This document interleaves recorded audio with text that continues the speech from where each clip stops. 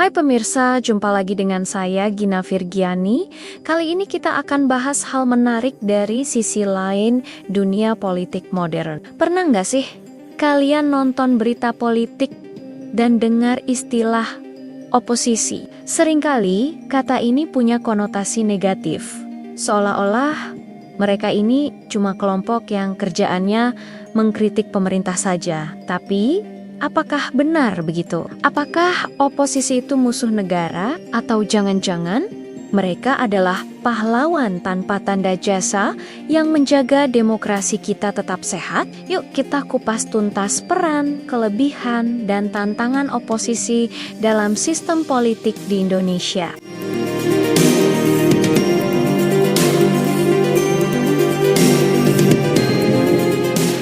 Mari kita mulai dari dasarnya. Apa itu oposisi? Secara sederhana, kata oposisi berasal dari bahasa Latin appositio, yang artinya menentang atau berlawanan. Dalam politik, oposisi adalah kelompok, biasanya partai politik, yang berada di luar pemerintahan.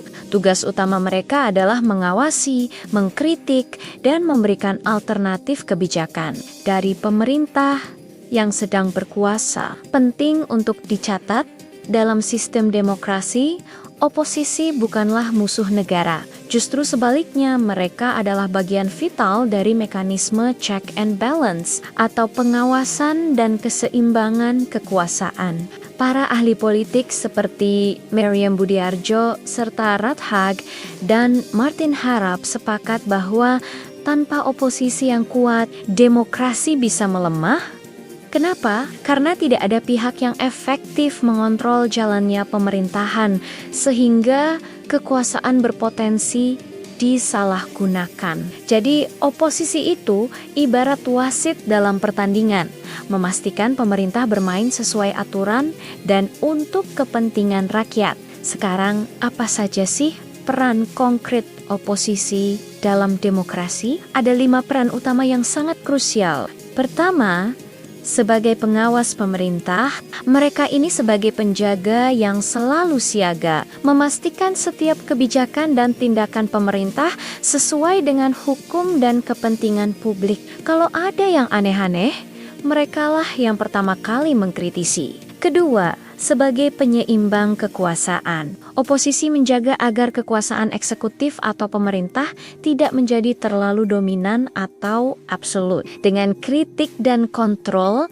mereka mencegah kesewenang-wenangan. Ketiga, sebagai penyedia alternatif kebijakan, oposisi yang baik tidak hanya mengkritik, tapi juga menawarkan solusi. Misalnya, jika pemerintah punya kebijakan A, oposisi bisa menawarkan kebijakan B yang mereka anggap lebih baik. Ini memberi rakyat pilihan dan memperkaya wacana publik. Keempat, sebagai penyalur aspirasi publik. Tidak semua suara masyarakat terwakili oleh pemerintah, kan? Nah, oposisi menjadi corong bagi kelompok-kelompok yang merasa aspirasinya tidak didengar. Dan yang kelima, sebagai latihan demokrasi. Keberadaan oposisi menumbuhkan budaya politik yang sehat, di mana perbedaan pendapat itu dianggap wajar dan konstruktif, bukan sebuah ancaman.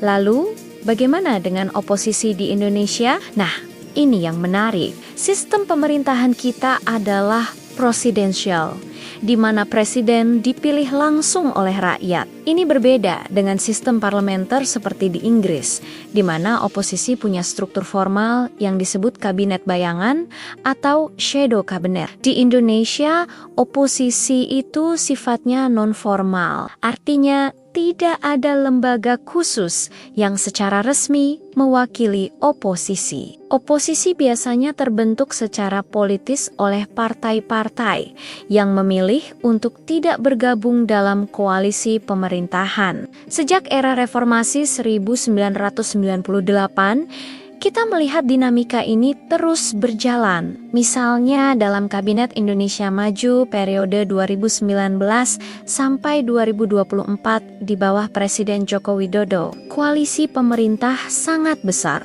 Mayoritas partai politik bergabung. Hanya beberapa partai seperti Partai Keadilan Sejahtera (PKS) dan Partai Demokrat di sebagian periode, yang secara konsisten mengambil peran sebagai oposisi di parlemen.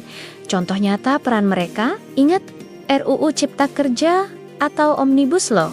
PKS dan Demokrat menjadi pihak yang vokal menolak karena menganggapnya merugikan buruh dan lingkungan. Contoh lain, pada periode 2014 sampai 2019, Partai Gerindra menjadi oposisi yang kuat sebelum akhirnya bergabung dengan kabinet. Mereka sering mengkritik kebijakan ekonomi dan pertahanan pemerintah saat itu. Ini menunjukkan bahwa oposisi meskipun non-formal tetap bisa memainkan perannya. Dengan adanya oposisi, ada banyak keuntungan bagi negara kita.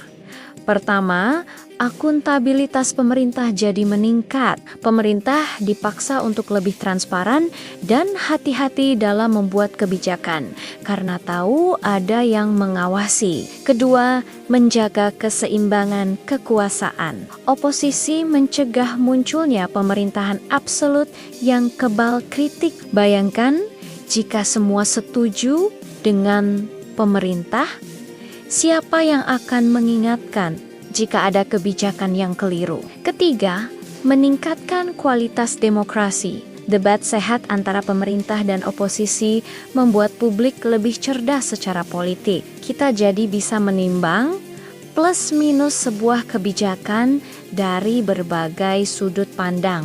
Keempat, mendorong partisipasi politik. Masyarakat yang punya pandangan berbeda dengan pemerintah merasa tetap punya wakil di panggung politik. Dan kelima, sebagai alternatif pemerintahan, jika rakyat merasa pemerintah saat ini gagal, oposisi yang kredibel bisa menjadi pilihan di pemilu berikutnya. Mereka menawarkan harapan dan program baru. Namun, menjadi oposisi di Indonesia juga punya banyak tantangan. Pertama, karena tidak ada struktur formal, suara oposisi seringkali dianggap angin lalu dan tidak punya kekuatan hukum yang mengikat. Kedua, oposisi kita seringkali tidak konsisten. Kita sering lihat kan, partai yang tadinya garang mengkritik, tiba-tiba bisa pindah haluan dan bergabung ke koalisi pemerintah. Ini biasanya terjadi karena kepentingan politik jangka pendek, bukan karena idealisme. Contohnya seperti Partai Gerindra, yang beralih dari oposisi menjadi bagian dari kabinet. Ketiga, kritik yang disampaikan kadang bersifat emosional dan personal, bukan berbasis data dan solusi. Ini membuat diskusi menjadi tidak substantif dan hanya jadi ajang saling serang. Keempat, minimnya dukungan publik dan media. Di era polarisasi seperti sekarang, oposisi sering dicap sebagai anti pemerintah atau pembenci, padahal peran mereka sangat konstruktif untuk demokrasi. Dan yang terakhir, adanya risiko tekanan atau stigma negatif. Dalam beberapa kasus, pihak oposisi bisa saja mengalami tekanan politik atau hukum jika kritiknya dianggap terlalu keras atau mengancam stabilitas. Jadi, kesimpulannya apa? Oposisi adalah elemen yang sangat penting dalam demokrasi yang sehat. Ia adalah penjaga keseimbangan, pengawas kebijakan, dan pemberi alternatif. Namun, di Indonesia, perannya masih menghadapi banyak tantangan, mulai dari politik pragmatis, inkonsistensi partai, hingga tidak adanya struktur formal. Agar demokrasi kita semakin matang, oposisi perlu kita dukung untuk menjadi lebih kuat, baik secara institusional maupun moral. Oposisi bukanlah musuh pemerintah, melainkan mitra kritis untuk mengawal kepentingan rakyat. Seperti kata Winston Churchill, demokrasi terbaik bukan yang tanpa kritik, melainkan yang kritiknya membuat pemerintah bekerja lebih baik.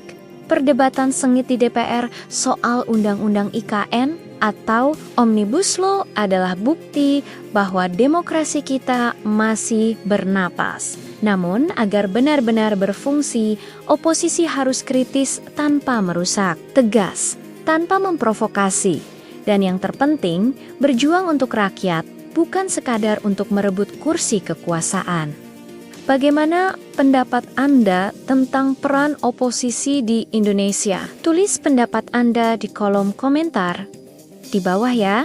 Jangan lupa like dan share video ini jika menurut Anda bermanfaat. Dan yang paling penting, subscribe channel Gubris TV agar kami bisa berkembang. Sampai jumpa di video berikutnya.